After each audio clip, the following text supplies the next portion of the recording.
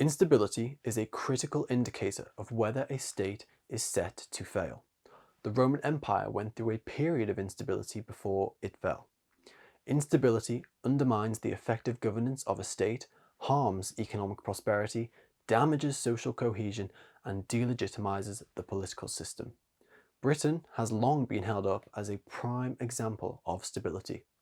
But the stability that was fought for and secured by far greater men in our past is being trampled on by our current political class. For a country to succeed, stability is key. Nowhere is this more relevant than in our policy. Instability in government policy means instability for our entire country. Britain, once a prosperous, stable nation, is now grappling with the consequences of erratic and short-sighted decision-making by our elected officials. Stability is not a luxury, it is a necessity. Britain cannot flourish if we have shaky foundations, yet our political class have forgotten this principle. Instability threatens the future. Nowhere is this more obvious than in our energy and climate policies. Even before Britain's net zero indoctrination, we had some of the highest energy prices in the developed world. This is set to remain as our politicians pursue policies that will score them favour with the global political class, but that will harm the people of Britain. The Conservatives, after capitulating to the Labour Party's call for an increased tax on the profits of oil and gas production, are now clambering to win the next election by supporting new oil and gas licenses, but are refusing to drop the policy of net zero.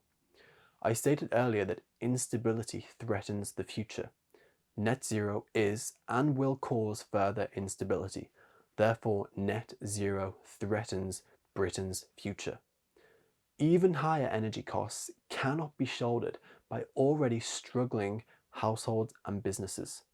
Net zero cannot be achieved and should not be achieved when the British people are the ones that will have to pay the price. The refusal to invest in long-term projects in favour of instant gratification means Britain is falling behind. The doctrine of pushing costs on ordinary people to pay for a global climate agenda must not be allowed to continue. The ban on new petrol and diesel cars is already set for 2030. Net zero is set for 2050, and when the Labour Party come to power next year, they will ban any new oil and gas drilling sites in the North Sea. Your household bills have already got green taxes on them, accounting for about 10% of your total energy bill. Britain's economic situation is already bleak, forcing families and businesses into a climate deceit and then flip-flopping upon the realization that you have made the wrong decision is completely unforgivable. How can businesses, large and small, thrive when they cannot anticipate what's coming next? How can British workers plan for their futures when their livelihoods are at the mercy of policy shifts that seem to follow the latest climate trend?